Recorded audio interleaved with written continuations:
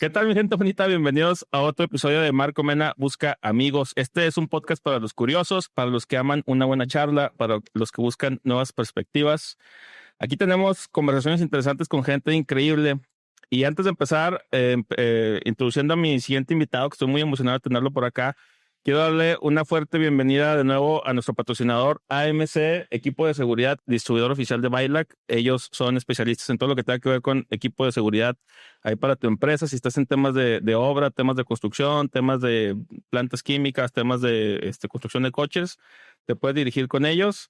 Tuvimos un pequeño accidente antes de empezar a grabar, que se nos cayó el cuadro y se rompió el vidrio antirreflejante, pero ahí se alcanza a apreciar un poco todo el tema que traen ellos. Los pueden encontrar en redes sociales como Seguridad AMC. Por lo pronto están en Facebook, próximamente van a estar en Instagram y vamos a ver en dónde más. Les mandamos un fuerte saludo y muchas gracias por creer en este programa. Y ahora sí, quiero empezar la introducción, porque este es un tema que, número uno, te tengo que ofrecer una disculpa porque ya habíamos grabado el episodio que iba a ser el primer episodio de este podcast, pero que desafortunadamente por problemas ahí en la producción lo tuvimos que desechar. Se veía un poco borroso, hay unas partes que sí, unas partes que no.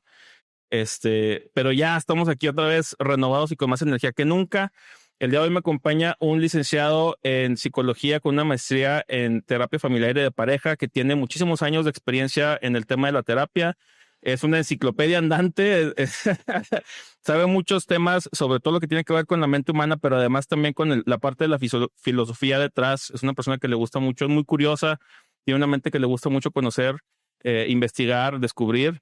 Me acompaña el buen Alejandro Monreal. Alejandro, ¿cómo estás? Muy bien, Marco. Muchas gracias por reconsiderar la invitación también para saldar ese pendiente que teníamos. Estaba muy emocionado yo y poniéndote gorra. ¿Qué onda, Marco? ¿Cuándo sale el programa?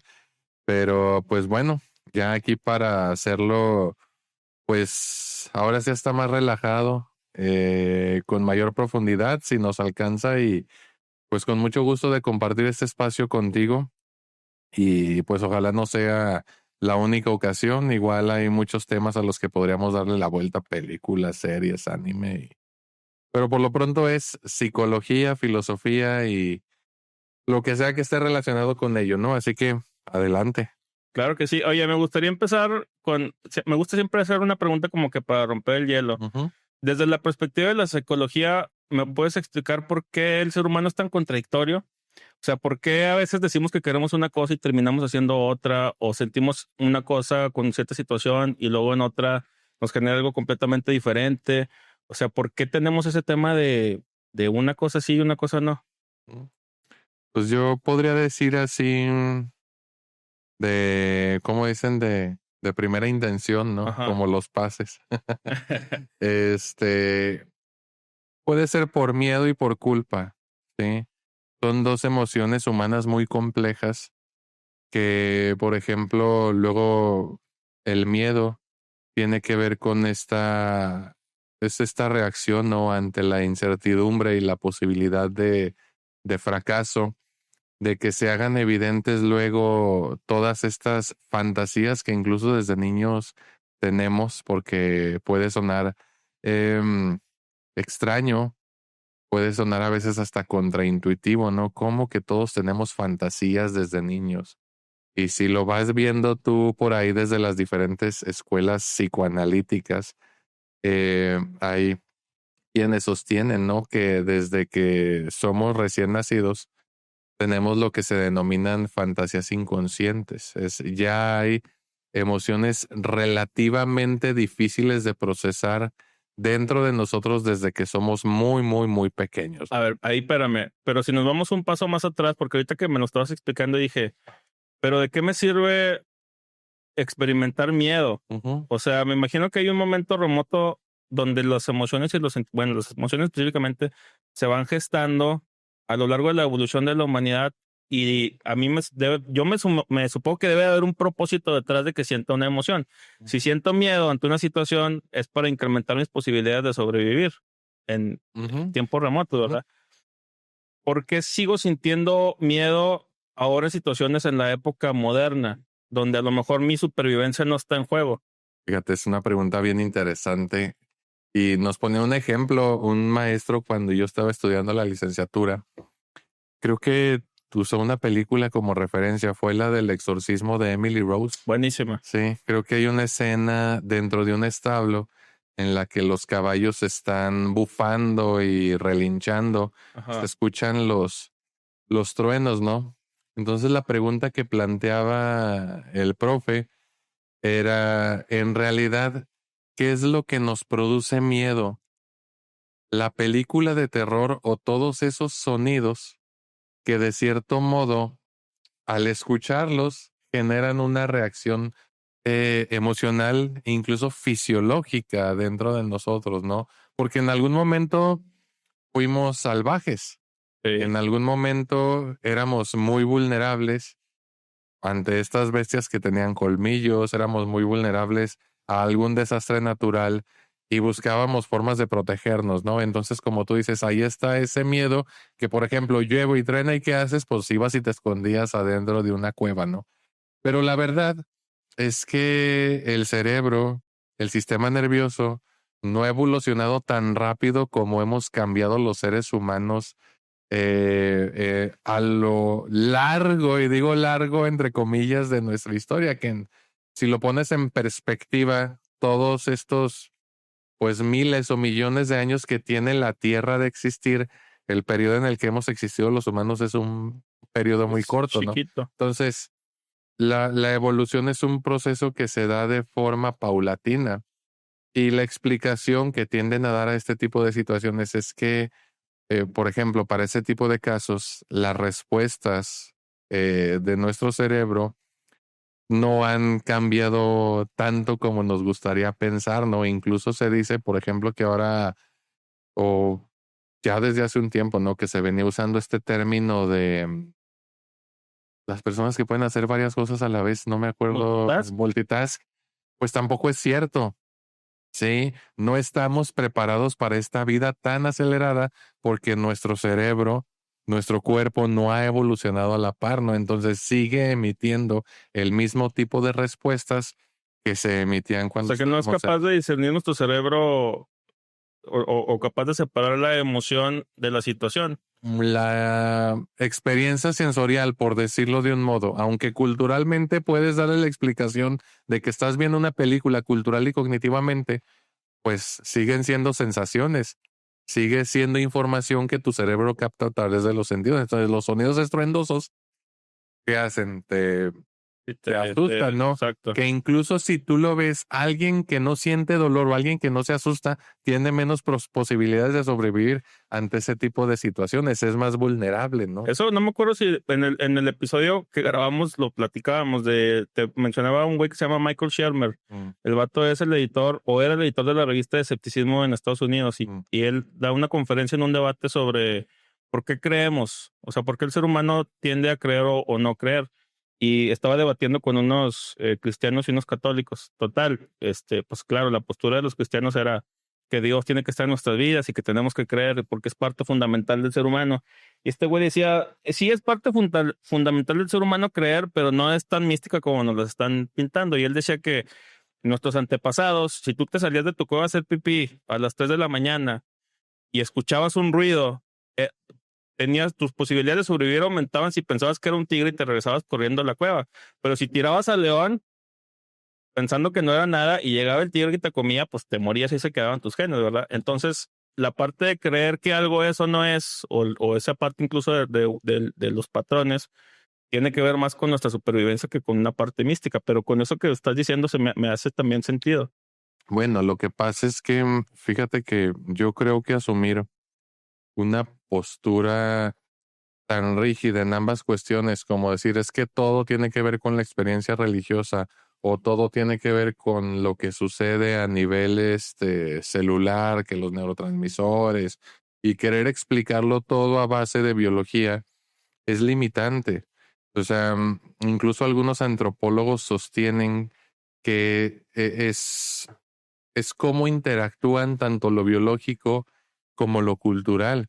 Sí, la cultura también ha moldeado nuestro cerebro, el que nosotros hagamos las cosas de tal o cual manera. Por ejemplo, no sé, me gustaría saber, ahorita no tengo el estudio a la mano, pero ¿cuál es la diferencia a nivel cerebral de las personas que son más religiosas o las personas que pasan más tiempo meditando? Definitivamente debe de haber una diferencia. A lo mejor la base ahí está, ¿no? La capacidad de hacerlo, pues ahí la tenemos, por decirlo de un modo, todos. Pero luego, ¿qué pasa con los que han pasado más tiempo haciéndolo? No sé, no sé si viste esta película, creo que el que saliera Kevin Costner, que era de una especie de tribu o sociedad que vivía bajo el mar. Se llama Dancing with Wolves. ¿Cómo se llama en español? Danza con lobos. No, esa no. Vivían en el mar.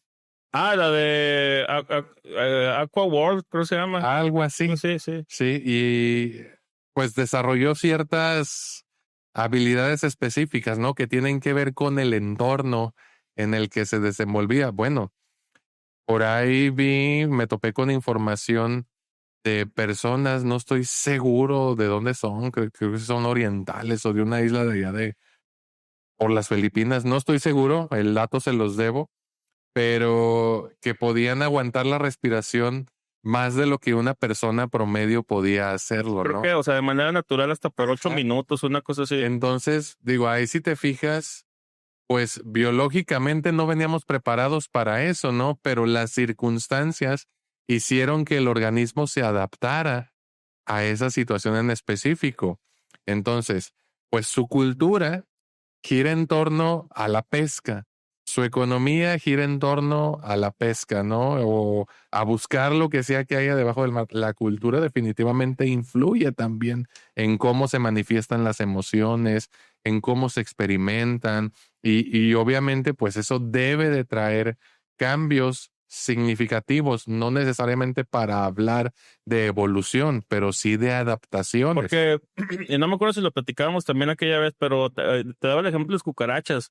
Que realmente las cucarachas, cuando tú las ves y te dan miedo, es porque tú en algún momento viste que a alguien más le daba miedo y aprendiste a tenerles miedo también. Bueno, eso ya es otra cuestión relacionada con la teoría del aprendizaje. O sea, si te fijas, son muchos factores los que están implicados en esta cuestión. Por una parte están los factores biológicos, por otra parte están los factores culturales, por otra parte están los factores de aprendizaje, ¿no? Que tienen que ver con lo que se conoce como conductas operantes, ¿no? Reforzadores, castigos. Y sí, no es tan fácil como explicarlo desde una sola forma no solamente en el caso de los humanos, sino incluso piensa en otras especies que han desarrollado adaptaciones. Por eso existen diferencias entre un tigre siberiano y un tigre de Bengala, ¿no? Uno es más grande que el otro, ¿por qué? Pues porque posiblemente se ha enfrentado a situaciones distintas, aunque pues siguen siendo tigres con diferencias que a lo mejor a veces solamente los expertos identifican, pero ya viéndolas así dices, pues es que se enfrentaron en entornos distintos, es que su alimentación es distinta y los tigres, pues no estoy seguro yo de que tengan creencias, ¿verdad? Pero en el caso de nosotros los humanos, se influye toda esa Por cuestión. ejemplo, los osos, ahora que lo estás mencionando, los osos polares son blancos porque como hace mucho frío, el blanco rebota menos la luz, la absorbe. Sí, sí lo absorbe, entonces hace que entren en calor un poco más rápido. Que de hecho dicen que no son blancos, que son del cabello, el vello es transparente. Ándale, bueno, pero a lo que voy es justo eso, o sea, pues les permite a ellos como que absorber un poco más la energía del sol y mantener sus cuerpos un poco más calientes en ambientes donde pues a lo mejor está haciendo frío todo el tiempo. Nada más para cerrar ahí la pregunta que te hacía al principio, o sea, ¿por qué somos tan contrarios en nuestros comportamientos y nuestras conductas? ¿Por qué si queremos algo, muchas veces nos expresamos o nos movemos de una manera diferente? Te decía yo por el miedo, que ya profundizamos un poquito en torno a eso. El miedo nos hace detenernos con todo y que al mismo tiempo sabemos que queremos hacer algo, ¿no? Pero, por ejemplo, quiero dedicarme solamente a la psicoterapia, ¿no? Pero si dejo mi trabajo segurito y si me va mal y no lo hago, ahí sí te fijas, el miedo a la incertidumbre es el que está, eh, vaya, haciendo que se manifieste, ¿no? Esta contradicción, ¿no? Lo que quiero contra lo que temo. Y por otra parte, la culpa también es un factor, es una emoción muy compleja que puede manifestar incluso esta contradicción, ¿no? Tiene que ver con igual lo que yo quiero contra lo que se espera de mí. Eh, cuando sentimos culpa, cuando también tememos no ser aprobados por las personas que consideramos importantes para nosotros, cuando nos sentimos em, amenazados, la culpa es una forma de parar. ¿Hay Es diferencia, impulso. hay diferencia entre culpa y arrepentimiento? Hay diferencia entre culpa y arrepentimiento. A ver, la voy a tratar así primero pensando en el sinónimo teórico de la culpa, que es ansiedad moral. El arrepentimiento, fíjate que te lo voy a poner así. En, dentro del psicoanálisis hay una teoría o un grupo de psicoanalistas que se conocen como los teóricos de las relaciones objetales, ¿no? Y estos empezaron con Melanie Klein. Okay. Melanie Klein fue una psicoanalista que habló mucho del sentimiento de culpa, ¿no? Y lo hizo desde un concepto que se conoce como ansiedad persecutoria.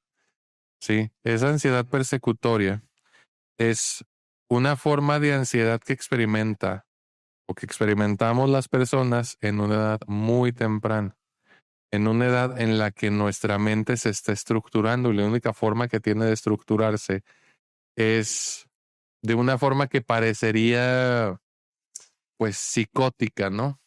Rara. Pero luego esa ansiedad persecutoria, conforme la mente va madurando, se convierte en una ansiedad distinta, una ansiedad reparadora. Si lo quieres ver así, es como una culpa que tiene que ver con el arrepentimiento. Y lo que quiere hacer esa persona cuando pasa a una etapa distinta, una forma de organización más madura, lo que hace esa ansiedad es querer reparar a lo que se dañó desde adentro. Es decir, el niño para poder relacionarse con su mamá al principio, lo que hace es que es un poco complejo de explicar, es botar, es sacar, es proyectar su propia ansiedad fuera de sí en su mamá. ¿Cómo entendemos la ansiedad de una manera muy sencilla entonces? La ansiedad Porque normalmente pensamos en la ansiedad en, estoy preocupado, tengo esto en la mente. bueno, eso ya como la entendería y la viviría un adulto. Exacto, exacto. Entonces, ¿cómo un bebé experimentaría la ansiedad? Malestar. Sí. Miedo entre comillas porque no es un miedo tal cual, pero ahorita no se me ocurre otra forma de decirlo, pero es miedo a no poder satisfacer una necesidad. Es como cuando el organismo sabe que tiene que mantenerse con vida, el organismo, Ah, y para poder mantenerse con vida necesita energía. ¿Y de dónde obtiene esa energía? De las calorías que le proporcionan los alimentos que consume. ajá. ¿Sí? Otra cosa que le angustia, por decirlo de un modo al organismo, es no morirse.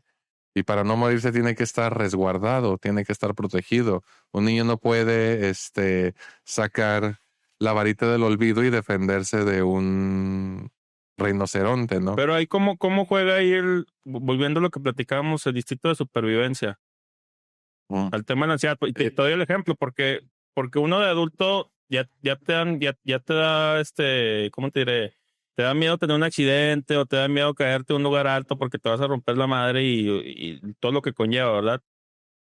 Pero de niño, cuando menos yo me acuerdo, no sé si tú también, nos subíamos a los columpios arriba y hacíamos mal uso de muchos juegos y no pensábamos tanto en que nos íbamos a morir. O sea, y ahí donde queda la parte de la ansiedad y el miedo, si se supone que es algo tan natural e intrínseco a uno mismo. El que lo experimenta, por decirlo de un modo, es el organismo. Sí. Y lo único que puede hacer ese bebé de chiquito, ¿qué crees que es? Llorar. Es la única forma que tiene el organismo de manifestarlo, ¿no? Entonces, se dice desde esta teoría que nuestro yo, nada desarrollado, muy primitivo, alcanza a sentir ese malestar y como está tan poco desarrollado, no lo puede manejar, no lo puede tolerar. Entonces se dice que lo proyecta fuera de sí y lo pone en la mamá. Y va a sonar raro, pero ese bebé, o el yo, mejor dicho, de ese bebé, percibe a su mamá como amenazante. ¿Sí? Esa misma sensación de que me voy a morir, de que puedo desaparecer, la siento dentro de mí, pero no la puedo manejar porque no lo estoy lo suficientemente desarrollado, la proyecto. Mi mamá me quiere atacar y mi mamá me quiere fregar, pues por decirlo de un modo. Ajá. ¿Sí? Esa es una forma muy primitiva de manejar la ansiedad, de manejar el malestar. El que lo está sintiendo es el organismo, pero hay un primer desarrollo mental muy, muy, muy incipiente, muy primitivo, que alcanza a sentir ese malestar. Es muy intenso, no lo puede dominar, lo bota, lo proyecta, entonces es más fácil para ese yo no desarrollado sentir que lo están persiguiendo a tenerlo dentro de sí. ¿Sí? Sí, más o menos. Más o menos ahí va, Sí, sí, sí. porque digo que es complejo, así se quedan los alumnos cuando vamos en ese punto en la escuela. Y entonces, te mencioné algo hace ratito, ansiedad persecutoria, ¿verdad? Ajá.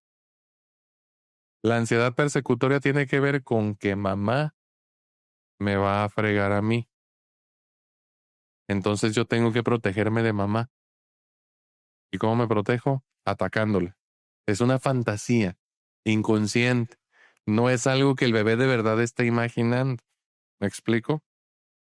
Pero se dice que también ese bebé proyecta en su mamá lo bueno. Es decir, mamá no nada más me quiere atacar, ahora voy a crear. La mente parte a la mamá en una mamá que lo persigue y en una mamá que lo satisface. Eso es a lo que se le denomina en la teoría de las relaciones objetales el pecho malo y el pecho bueno. El pecho malo frustra, persigue, el pecho malo satisface. Pero entonces eso es aprendido a través de la experiencia. No, O es sea, un porque la proceso. fantasía está, o sea, la fantasía la está experimentando el bebé, pero el bebé con un cerebro que a lo mejor todavía no está bien desarrollado, no es capaz quizá de aterrizar esos pensamientos, los está sintiendo de manera biológica o fisiológica. El organismo, como mencionas, ¿no? Ajá. Pero a lo que voy es eso. Entonces, yo a lo mejor pienso en una primera etapa que mi mamá, o sea, como un ente ajeno a mí, Ajá. y yo lo veo y se acerca a mí, yo soy indefenso, yo no estoy, o sea, a lo mejor mi proceso de pensamiento no es esa secuencia de ideas, pero yo estoy pensando, peligro, ente externo a mí, me va a chingar. Y luego se acerca y no me chinga, sino que al contrario me cuida, me arropa. No piensa, ¿eh? No, no, Ni siquiera percibe completamente. exacto, o sea, lo Sí. que voy es de una manera muy primitiva, Exacto. o sea, instintiva si tú quieres, Ujú. pasan estas series de situaciones y el organismo reacciona, pero mi primer instinto al reaccionar a un ente externo, imagínate tu mamá grandota que te agarre, tiene una fuerza descomunal que te puede aventar y a lo mejor no lo estás pensando, eso es lo que voy, pero lo estás percibiendo o intuyendo si tú quieres, ahorita me vas a corregir. Pero cuando ves que eso no está sucediendo y que es el contrario, que te está dando amor, que te está dando tiempo, que te está dando atención, que te está dando un chorro de cosas, y empiezas a ir, este no es pecho malo, le llamas pecho bueno y pecho malo. Pecho bueno y pecho malo. Ujú. A lo mejor ya no es pecho malo, ya estás diciendo, espérame, no, me está dando todas estas cosas. No tengo que temerle a este ser, al contrario, este ser me está protegiendo. Eso es algo que se logra precisamente con algo que se conoce como idealización del pecho bueno. El que existan estas dos divisiones se dice, según esta teoría, que es un proceso natural del desarrollo psicológico, ¿sí? Y llega un momento en que después de, por decirlo de un modo, ese yo que se está formando en el niño alcanza a sentir culpa porque atacó al objeto que también lo está satisfaciendo. Entonces, en algún punto sucede algo que se conoce como integración. La mamá deja de percibirse como si estuviera partida, como algo bueno y algo malo, y se ve como una totalidad. En ese momento se dice que empieza a aparecer la culpa, y esa culpa es reparadora por haber dañado al objeto. Creo que esa culpa reparadora es lo que se parece al arrepentimiento. ¿Sí? Hay culpa que es persecutoria, que hemos sentido tú y yo en algún momento. Es, estoy bien pendejo. Nunca me sale nada. Mi mamá me va a regañar. ¿Sí? Y hay culpa reparadora que tiene, a ver, pues la regué. ¿Qué puedo hacer? Se molestó mi mamá conmigo. ¿Por qué se molestó? ¿Qué puedo hacer para solucionar la situación? Entonces, la culpa, en términos coloquiales, se parece más a esa ansiedad persecutoria, y el arrepentimiento se parece más a esa culpa reparadora. Sí, esa es la diferencia que yo establecería entre culpa y arrepentimiento. ¿Por qué ahí entonces, para llegar a un arrepentimiento, o específicamente ahí ese tipo de culpa, que va ligada quizá a un arrepentimiento, puede ser que yo hice algo en su momento de lo que a lo mejor no estaba 100% convencido y cuyas consecuencias después me hacen cuestionarme esa conducta? Que va ligado a la pregunta que te hacía, ¿por qué somos tan contreras? ¿Por qué? Y no nomás es eso, sino ¿por qué a veces actuamos diferente de lo que estamos sintiendo? ¿Cómo te lo puedo explicar? O sea, la mente nos protege o nos sabotea en ese sentido. Nos protege o nos sabotea o ambas. ¿Sí? Porque nadie dice que tengan que aparecer forzosamente separadas, y en esta sensación de protección puede ocurrir que haya sabotaje, porque no puedes, bueno, no que no se pueda, y ahí me estaría contradiciendo, ¿no? Pero imagínate que tú quieres crecer y al mismo tiempo sentirte seguro. Está bien cañón. Y piensa tú, no, piensa en los viajes espaciales. Los viajes espaciales, para poder llevarlos a cabo, se toman en cuenta un montón de factores, de cosas que pueden salir mal para tenerlas bajo control. Y aún así, no están todas controladas, porque sabes que las variables pueden interactuar, y si a lo mejor ahora resulta que dos objetos que iban orbitando chocaron y se desvió el más grande de su trayectoria y le pegó a la nave, ¿no? Resulta que eso no lo vimos. Bueno, entiendo que se toman en cuenta muchos riesgos, ¿no? Pero salir del planeta Tierra implica correr riesgos. Que el cohete explote, que el cohete no aterrice en el punto al que se va. Es decir, no puedes crecer y sentirte protegido al mismo tiempo. Esa contradicción sucede con mucha frecuencia dentro de la terapia. ¿Cómo se ve manifestado? Hay algo que mencionamos luego muy seguido aquí en el programa de los miércoles de consulta, ¿no? Muchas veces los pacientes llegan con una expectativa medio rara que ellos no dicen, pero nosotros logramos inferir. Es, cámbiame, pero sin pedirme que cambie. Ahí, si te fijas, la persona se está protegiendo y a la vez se está saboteando.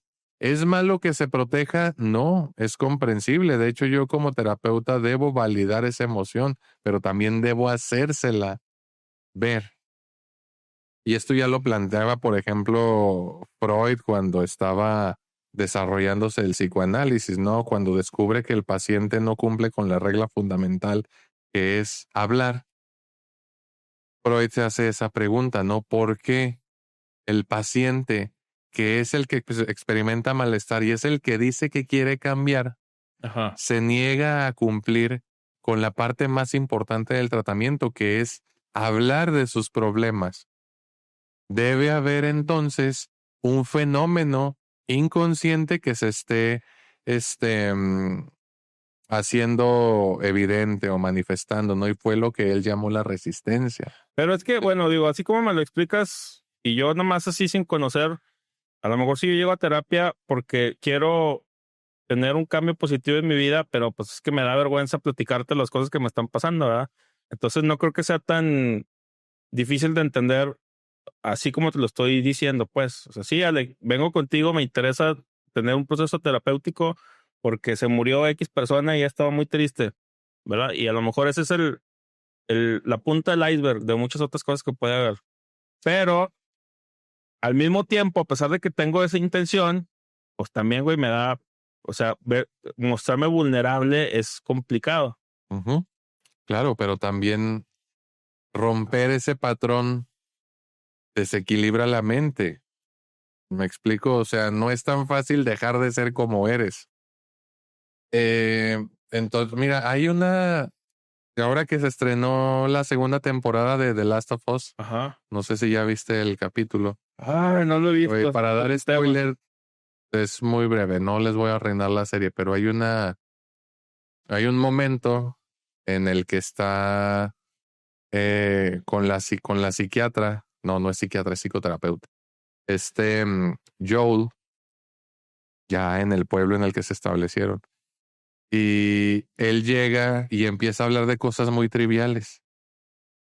Y le dice la terapeuta, vamos a dejar de hacernos pendejos.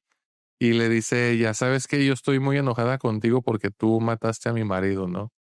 Y cada vez que te veo ahí sentado en ese sillón me produce repugnancia y bla, bla. ¿Te das cuenta que la terapeuta se suelta, ¿no? Y le dice, ya cumplí con mi parte, ya fui honesta contigo, ahora tú deja de hacerte loco y sé honesto conmigo. ¿Por qué vienes a terapia y hablas de puras trivialidades? ¿Por qué no dices lo que de verdad pasó? Y nada más se ve que le empieza a temblar, ¿no? La mandíbula y se le mojan los ojos y solamente responde, la estaba protegiendo, pero no le dice la verdad. Digo, ya no les voy a decir qué le dijo porque ahí les arruino el capítulo, ¿no? Está ocultando algo. El paciente sabe que está ocultando algo, pero no lo dice porque decirlo es desestructurarse. ¿Pero qué crees? Para poder trabajar con un paciente yo necesito desestructurarlo. Que pierde ese miedo. Y sí, tú decías ahorita, ¿me conoce? No, soy un completo desconocido. Pero por eso dentro de la terapia, en el proceso terapéutico, hay algo que se conoce como rapport, ¿sí? Que es el trabajar la relación terapéutica, el lograr que el paciente confíe en mí y que yo confíe en el paciente, ¿sí? Entonces, esa resistencia, Freud lo dijo, es un proceso natural del cambio. La persona quiere cambiar, pero se resiste a hacerlo. Y lo que tenemos que hacer los terapeutas es vencer esa resistencia. ¿Y cómo lo podemos hacer? Pues trabajando en la generación de confianza. Ahí, por ejemplo, no nada más en el proceso terapéutico, sino en general. Y volviendo un poco a hilar con lo que te decía de la contradicción, ¿qué pasa cuando yo racionalmente, yo siento tristeza, una profunda tristeza porque acabo de terminar una relación, en las circunstancias que tú quieras, pero yo estaba muy apegado a esa persona, ya cortamos, ya no figura y me siento triste. Pero yo racionalmente estoy pensando que no debería sentirme triste más allá de la emoción, o sea, no caer en el sentimiento de todos los días, pero aún así lo estoy sintiendo, a pesar de que racionalmente mi cerebro entiende que la situación o sea, no debería escalar más allá de lo que es. ¿Por qué se da esa, cómo se le puede llamar, dicotomía entre uno y el otro? Ujú. Sí, pues contradicción, dicotomía, aplica. A ver, repíteme otra vez el problema. A ver, corté con mi novia. Ujú, Sé que debo estar triste porque pues la quería mucho, ujú, pero mi cerebro de manera racional entiende que no debería de atormentarme ujú, porque corté con ella. ujú. Sin embargo, a pesar de que mi cerebro entiende eso, le vale madre y me estoy atormentando de que ya corté con ella y nunca voy a conocer a nadie como ella y voy a estar solo, lo que tú quieras y gustes, ¿verdad? Me cuento una narrativa, pero ¿por qué si yo racionalmente entiendo que no debería sentir eso o caer en ese hoyo? de todas maneras caigo en ese hoyo. Si tú racionalmente entiendes que no deberías caer en ese hoyo, de estar deflagelando, caes en ese hoyo. Bueno, fíjate, está bien interesante porque luego lo estás presentando de forma distinta como normalmente sucede. Es la gente para no sufrir o para, de cierto modo, evitar ese dolor, lo que hace es racionalizar o intelectualizar lo que está sintiendo. ¿Qué podría pasar? Que esa persona que viene de una ruptura, de una relación, de que casi casi se iban a casar, tú la ves intacta y dice, ¿cómo estás? Pues bien, fíjate que entiendo que esto es parte de terminar una relación, ¿no? Y fíjate, estuve leyendo un libro y decía Freud que esto, te das cuenta que ahí no está conectando con la emoción. Pero tú me estás diciendo un ejemplo que es totalmente lo contrario. Una persona que dice que no debería estar conectando con esa emoción, pero que está totalmente No, pero conectada. incluso en ese ejemplo que tú me das de esa persona que está racionalizando la situación esta de que lo cortó con la novia y se puso a leer y todo, se me sigue haciendo lo mismo porque se está haciendo güey, o sea, está racionalizando Exacto. un sentimiento que tiene para no lidiar con ese sentimiento y sentir lo que vaya a sentir, ¿verdad? Pero siento que van muy de la mano los dos ejemplos, simplemente que te ponemos la mente de todas maneras ahí y, por ejemplo, ese güey eventualmente va a romper. O sea, va a llegar un momento en el que va a ser, me imagino yo, una olla de presión y va a pasar algo que va a ser la gota que derrama el vaso y ¡pum! Va a explotar. Pero el que te estoy diciendo yo es similar. O sea, simplemente yo estoy pensando, asimilando que es que no debería sentir esto, no o sea, entiendo que es natural que sienta esta cantidad de emociones, pero más allá, no. Sin embargo, eso es lo que voy. O sea, la diferencia entre que yo lo piense y que yo lo sienta, porque aunque yo lo estoy pensando que no debería de sentirme tan mal, me siento mal de todas maneras. Entonces ahí, ¿de qué me sirve que mi cerebro lo entienda si mi cuerpo no lo está, expresando? Bueno, ahí, ¿de qué sirve que mi cerebro lo entienda si mi cuerpo no lo está expresando? Bueno, puede tomarse como una especie de resistencia. La respuesta está en el equilibrio. No es, ni tan bueno es estar racionalizando todo, ni tan bueno es estarlo experimentando de forma tan intensa todo el tiempo. En ambos casos, si te fijas, el problema tiene que ver con cómo lidia el yo con esa circunstancia. Por ejemplo, en el caso del que se la pasa diciendo, no, es que yo ya me leí el libro, fue a tantos 20 seminarios, lo que está haciendo el yo es que está implementando ese mecanismo de defensa, que es racionalización o intelectualización, para protegerse del problema, para lidiar con lo angustiante que le resulta. Y en el otro caso, el yo está tan debilitado que ni siquiera puede implementar un mecanismo de defensa maduro. ¿Sí? Lo está viviendo de una forma muy primitiva, o sea, como si estuviera desestructurado. No puede, esta persona se me fue y es una sensación de abandono muy intensa. Pero entonces, ¿qué tenemos que hacer? Pues fortalecer esa estructura, ¿no? Que mantiene contacto con la realidad y que está ahí como que equilibrando las cosas. Pero dices tú, mi cerebro lo entiende, pero mi cuerpo no. Bueno, todo lo que no se expresa, todo lo que no se manifiesta, va a encontrar una vía de salida. Entonces, por ejemplo, esta persona puede estar intelectualizándolo mucho, pero ¿cómo lo va a manifestar su cuerpo? A lo mejor se tropieza muy seguido, a lo mejor comete errores, que tienen que ver con alguna función de motricidad fina o motricidad gruesa. O imagínate que es un futbolista, ¿no? Un deportista y su rendimiento baja. O nos vamos a la más tradicional, las enfermedades. Es lo que se conoce como somatización. Ajá. Una cuestión mental se ve reflejada en un síntoma físico, ¿no? Pero si a final de cuentas la mente no logra integrar la experiencia, primero que nada, validarla. Sí, que luego eso es algo que se saltan muchas personas. Validarla, ¿qué significa validar la experiencia? Me está doliendo, es desagradable. 2, afrontarla, porque muchas veces pensamos, es que no me gusta sufrir. Pero pues a nadie. Luego dicen muchos pacientes, a mí no me gusta el conflicto. Y a algunos suelo decirles yo así siendo sarcástico como de, no, a mí me fascina el conflicto. A nadie. Pero es algo que se tiene que vivir, es algo que se tiene que afrontar. ¿Por qué vivirlo? Y luego decía una persona en redes sociales, entonces estamos hechos para sufrir, así que sentido tiene la vida. No, no es que tenga que suceder a huevo algo para que estemos sufriendo todo el tiempo, sino que el sufrimiento nos permite resignificar experiencias. El dolor, pues, ya cuando nos quedamos en el sufrimiento, pues también habla de un mal manejo, pero el dolor ayuda a resignificar experiencias. Ahorita decías tú, las emociones sirven para algo.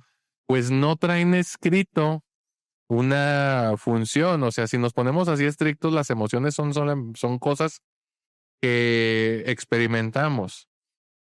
Pueden servir para algo, para un montón de cosas. Sí, pero pues es que si lo piensas son refuerzos. O sea, una emoción, si algo me genera placer o me genera felicidad o alegría, probablemente lo voy a replicar. Si me genera malestar o me genera incomodidad, pues probablemente lo voy a dejar de hacer. Entonces, creo que por ahí sí me queda claro esa parte un poco. Tiene mucho que ver con la experiencia del individuo, ¿no? Y repito, no te tienen que gustar los conflictos, no te tienen que gustar las pérdidas para que puedas afrontarlas. Las puedes afrontar y las puedes superar sin que te gusten. El objetivo no es que te guste perder. El objetivo no es que te guste el conflicto. El objetivo es que lo superes, no que te enamores de él. Y eso es lo que la gente luego tiende a confundir. ¿Por qué se dan el tema estos los mecanismos de defensa? Los mecanismos de defensa sirven para lidiar con la angustia, sirven para lidiar con el malestar.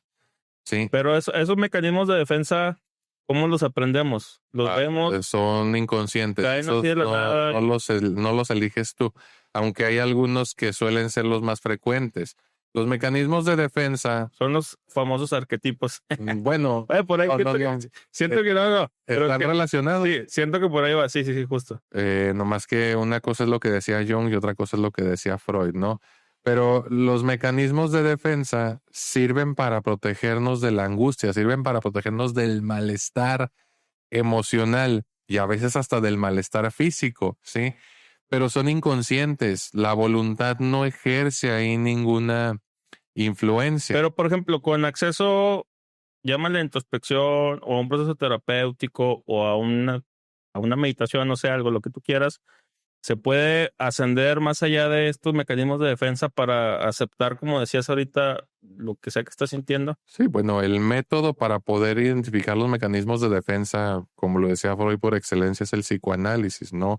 Ahora, a través de la psicoterapia psicoanalítica o la psicoterapia psicodinámica, conociendo a las personas, conociendo a nuestros pacientes, identificando sus patrones, pues podemos identificar esos mecanismos de defensa y se los hacemos ver. Nada más que no se los hacemos ver como una clase teórica, más bien les digo, oye, pero no sé si tú te has dado cuenta, fulanito, pero ante este tipo de situaciones, lo que haces tú es desconectarte. No sé si lo has pensado, pero tiendes a evadir mucho el tema. Eso podría ser una negación. Oye, fulanita, pero ¿no te das cuenta que a cada cosa que te trato de explicar, tú tienes una forma de refutarlo? O sea, como que siempre tienes argumentos. Eso es racionalización o intelectualización. Sí, no se los explicamos así como mecanismo de defensa, tal cual, no es a través de sus conductas, a través de lo que dicen. Una persona normal desarrolla mecanismos de defensa.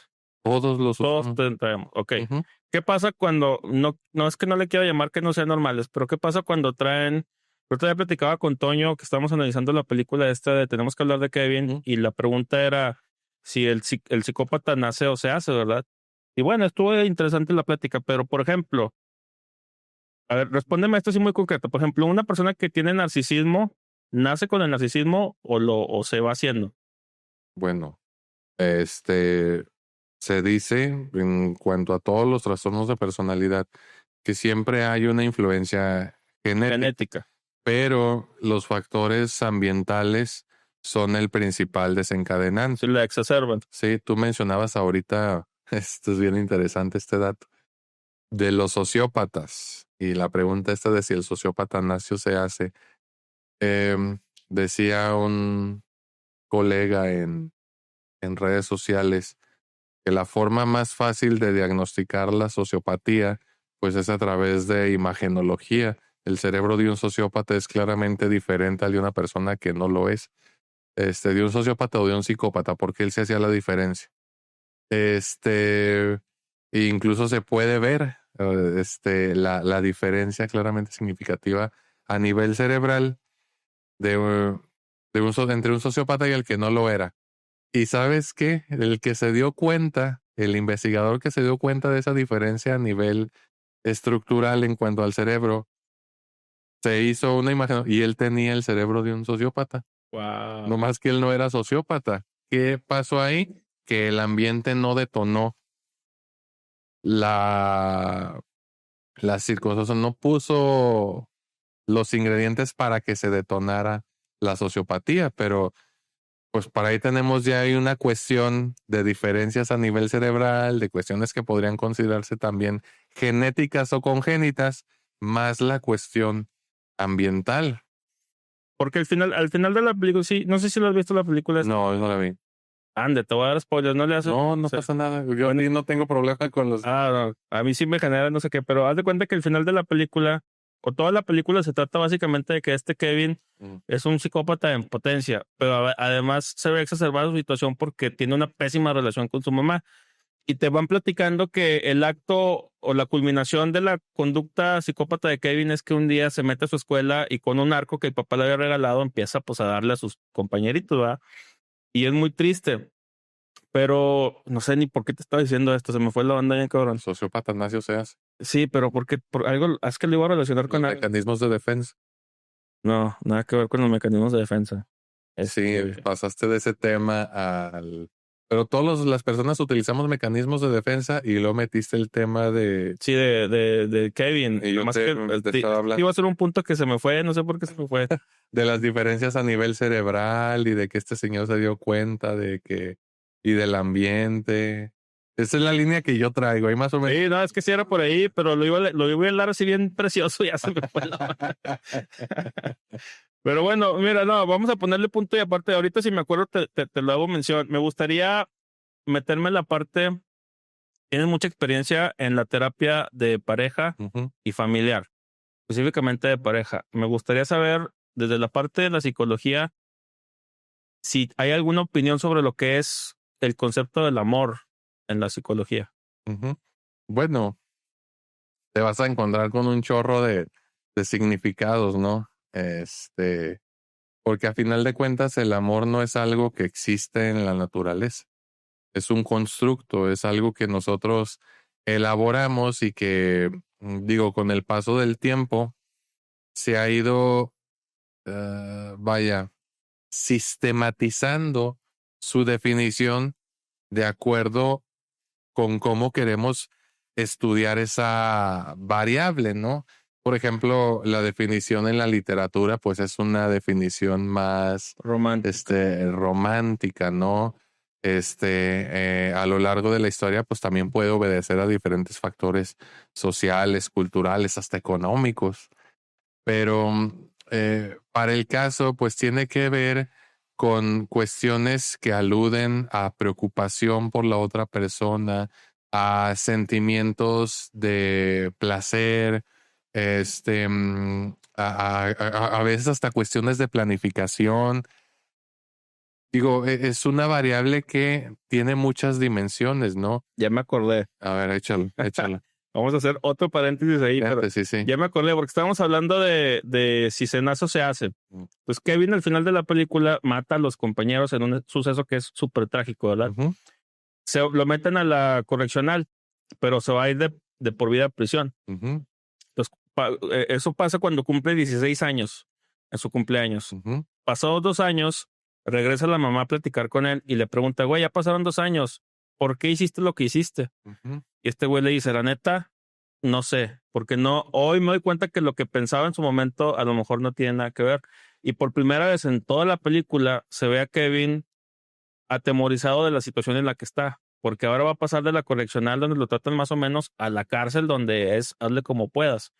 Y estábamos platicando o más bien yo tenía en mente el tema ese de por qué un sociópata, como tú me lo mencionabas ahorita, que se estudió a sí mismo, bueno, cuando estudia su cerebro se da cuenta que tiene el cerebro de un sociópata, pero no exhibe las características de un sociópata. Entonces estaba pensando que tiene mucho que ver también con la parte de la educación que se les da y cómo Kevin en su momento no era capaz de asimilar las consecuencias de sus actos, ujú, sino hasta después de tiempo, ¿verdad? ujú, Y a mí se me hace muy sencillo, seas o no seas sociópata, si tú le robas a alguien y te cachan, te van a meter a la cárcel, ¿no? ujú, Entonces, al menos, aunque no sientas quizás la misma empatía por otras personas, el hecho de que hay una consecuencia a tu acto va a hacer que te detengas antes de hacerlo. ujú, Yo creo que por ahí va.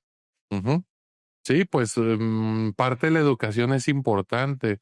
Y esto varía mucho dependiendo de los autores, porque incluso hay un autor, ahorita no recuerdo su nombre, pero él diseñó un instrumento para evaluar la conducta o la personalidad sociopática y la opinión que él tiene es muy radical. Ya ha sido incluso personas que dicen, no, pues la educación a final de cuentas no es importante porque ya está el cerebro como que ya viene preparado, ¿no? Predispuestos. Para eso. Pero tenemos a otros autores no tan radicales que sí pueden eh, tomar en consideración todos estos factores ambientales. Ahí fíjate que hace rato vi un estudio que hablaba, no sé si era un estudio o un artículo de opinión, si tú quieres. A lo mejor hay un estudio que hablaba sobre precisamente en qué beneficiaba la sociopatía al tema de la supervivencia. Mm, No sé si y a lo mejor hasta lo platicamos también la última vez. mm, No me acuerdo, pero está muy interesante porque te decía que, por ejemplo, imagínate los vikingos. No, los vikingos eran no sé si llamarle tribu o una comunidad que se iba a conquistar otras comunidades, otras tribus, otras villas, otras aldeas a través de la fuerza. Entonces te dice, güey, si tú te vas a ir a pelear con otro pueblo, te conviene llevarte unos güeyes que les vale madre si ejercen violencia contra los otros, ¿verdad? ujú, De hecho, al contrario, en lugar de hacerlos para un lado, dices, vénganse primero ellos. Entonces, evidentemente que si y nos ponemos a pensar en la historia de la humanidad, que teníamos como que estas influencias muy guerreras en su momento, donde nos peleábamos entre todos, antes de ser un poco más civilizados, evidentemente te pones a pensar que ese tipo de genes de gente sociópata, pues se iban replicando o ujú, propagando. O sea, sí tiene sentido esa parte. ujú. Pues sí, pues velo también desde lo que decíamos en términos de aprendizaje. O sea, si es algo que se refuerza socialmente, pues vas a querer seguir haciéndolo, ¿no? Pero precisamente a la hora de hablar de trastornos de personalidad, el DSM-5 es claro y dice que se tienen que tomar en cuenta las diferencias culturales, ¿no? Para poder diagnosticar un trastorno de personalidad, porque a lo mejor eh, aquí viene una persona, no sé, de Corea del Sur sumamente adictas al trabajo. ¿Y cómo lo vamos a percibir? Como alguien raro, extraño, pero están acostumbrados a ese ritmo de trabajo. No estoy diciendo que sea bueno, adecuado. Sin embargo, se tiene que tener en cuenta esa cuestión cultural. Porque pues estás hablando de un pueblo de guerreros que estaban acostumbrados a resolver sus problemas a golpes y los quieres traer a vivir en este mundo. Pues, ¿cómo que le tengo que ir a decir a alguien que él me pegó? No, pues mejor le doy el hachazo y se acabó la joda, ¿no? Es que literalmente existe el término de shock cultural. Ujú, O sea, hay formas de hacer las cosas tan distintas que te generan un shock el hecho de que lo hagan diferente. ujú, Hay un caso muy, muy popular de un avión que venía, creo que, no me acuerdo, de la India para acá. Y entonces en un avión tradicional en Occidente, el baño pues es un retrete, como todos conocemos, ¿verdad? Pero resulta que del lugar de donde venían ellos, que en la India se utiliza mucho así, no es un excusado o un retrete famoso que conocemos, es un agujero en el suelo. Mm. Entonces, cuando la gente está vendiendo en el avión y quería utilizar el baño, no sabía cómo usar el baño. O sea, que algo que para nosotros pudiera parecer lo más sencillo del mundo, para ellos era una cosa muy extraterrestre. Y pues se terminan haciendo en el piso. Entonces pasa esta parte del shock cultural. Ujú. Ya ahí definitivamente es algo, repito, que se tiene que tomar en cuenta, porque lo podríamos, lo hizo de adrede. Pues no sabía que se tenía que hacer de ese modo. Y puede sonar raro que es que vino un vikingo y apareció en esta era y se aventó a varios sujetos, ¿no? Obviamente nos vamos a asustar, pero se tiene que tomar en cuenta, no le vamos a aplaudir. Y mucha gente se va a querer desquitar, que luego ese es otro tema que hablaremos luego, ¿no? Porque veo que a varias personas como que les ha costado trabajo incorporar esta parte de los derechos humanos. Es que ¿por qué van a perdonar a un asesino y por qué no lo castigan igual? Pues por la cuestión de los derechos humanos. Claro. Pero ya me estoy desviando yo. A ver, mira, tenemos todavía 10 minutitos. Quiero aterrizar de volada la parte que te preguntaba sobre el amor. Yo, Marco Mena, quiero expresar mi amor en pareja de una manera más saludable y construir una relación más saludable. Ujú. ¿En qué me tengo que fijar y cuáles son los errores más comunes que comete la gente? Mm, Una relación saludable. ¿En qué me tengo que fijar? Bueno, Porque hay, también volvemos a lo de las contradicciones. O sea, me voy a fijar, a lo mejor no es la mujer que más me convenga para tener una relación bonita, sino probablemente, bueno, dependiendo de la vida, del punto de la vida donde estás y de la madurez, entre comillas, que tengas, a lo mejor no te fijas en la que más te conviene, te fijas en que está guapa o que está ujú, bonita o etcétera. fíjate, para responder esa pregunta voy a aludir a una frase de pues sí, podría considerarse mi autor favorito, de Eric Fromm, que dice, el amor es la preocupación activa por la vida y el crecimiento de lo que amamos.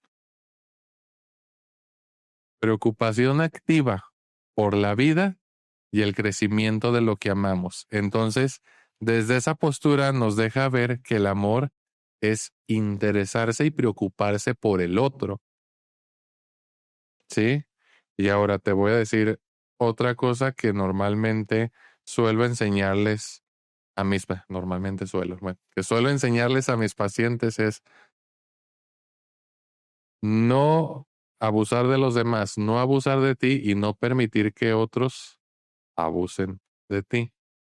Por ejemplo, ahí eso que estás mencionando, una pareja disfuncional, un matrimonio donde tienen ya 20 años de casados, sí hay cariños, hay afecto, pero resulta que el esposo cuando toma se pone violento con la mujer. Ujú, Más allá de eso es, entre comillas, y no estoy justificando, nada más es para el ejemplo, más allá de eso es un esposo normal, tradicional, pero de repente se deschaveta, güey, y le pega, ¡pum! ujú. Y la mujer lo justifica, ¿verdad? También, no sé si malamente, o sea, explícame esa dinámica donde a lo mejor sí hay un amor de ambas partes y sí me interesa que estés bien, pero también al mismo tiempo algo dentro de mí me enloquece y ¡pum! Ujú. Pues bueno, ahí si te fijas, para empezar, hay abuso de poder. Y, algo bien importante que tiene que quedar claro es que mm, es importante que sepamos cuidar a los demás de nosotros mismos. Sí, y en este ejemplo que tú mencionas, pues ese señor que se alcoholiza no está cuidando a su esposa de él mismo y la esposa no lo puede controlar. Ahora, esa esposa está dañándose a sí misma y está permitiendo que otro sujeto la dañe. Yo no estoy diciendo que el Señor lo esté haciendo intencional. De hecho, muchas de las veces en las que las parejas se hieren no es de forma intencionada, pero eso definitivamente daña la relación porque son situaciones, experiencias que se van acumulando, que generan decepción, que generan después odio. Y una vez que se traspasa esa barrera, se empieza a perder el respeto. Cuando, por decirlo de un modo, se normaliza estas conductas por parte del marido, si el marido no es capaz de refrenarse, entonces no está tomando en cuenta a su esposa. Si la esposa ya se lo dijo 1, 2, 3 veces y lo único que hace él es invalidarla, entonces no está demostrando una preocupación activa por lo que dice su esposa. Ahora deja tú. Ya. Oye, yo no he visto que lo haga porque estoy apendejado. No me doy cuenta. Pero ¿qué es lo que sí puedo hacer? ¿Ya le escuchaste? A ver, ¿ya escuchaste lo que te está tratando de decir? Porque luego nos quedamos, es que yo no me acuerdo y si no me acuerdo no pasó. A ver, pero escucha cómo se está sintiendo. Y en ese cómo se está sintiendo, tal vez haya algo que tú puedes hacer, pero ¿sí te nace hacerlo? Y luego la pregunta es, ¿y si no le nace hacerlo, yo estoy obligada a quedarme con él? Oye, y ahí, por ejemplo, porque siento que satanizamos mucho eso y con justa razón, pero imagínate que ese señor ya se dio cuenta ahora sí, o sea, ya me di cuenta, ay, güey, sí me estoy pasando de reata con mi señora, quiero cambiar. ¿Merece la pena? O sea, merece la pena darle una segunda, tercera, cuarta, quinta oportunidad a la relación donde ya ahora sí quiero expresar una preocupación activa por mi pareja, Eso es, habiendo pasado por lo que pasamos. híjole, es que ahí ya no es algo que nosotros vamos a imponer. O sea, porque yo no puedo tomar la decisión por la persona. Yo Claro. podría decir, yo Alejandro, pues ya 5 veces es mucho, pero imagínate que yo le digo, no, ya no regreses. Si a ella le hace sentido y a él le hace sentido, ambos pueden colaborar en la sanación de esa relación. Lo que sí sugiero como parte del proceso terapéutico en el acompañamiento de parejas es, hay algo que ustedes han olvidado y es el hecho de los límites. Si tú lo quieres seguir intentando, ¿hasta dónde lo quieres seguir intentando? 3 meses, 1 año, cuando te vuelva a gritar, no se te olvide que tú puedes tomar una decisión distinta a la que has tomado todo este tiempo.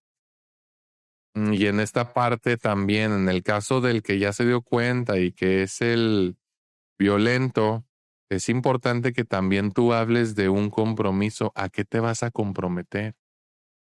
Porque si dices, no, ya estoy bien, ya vamos a volver, entonces no hay un compromiso.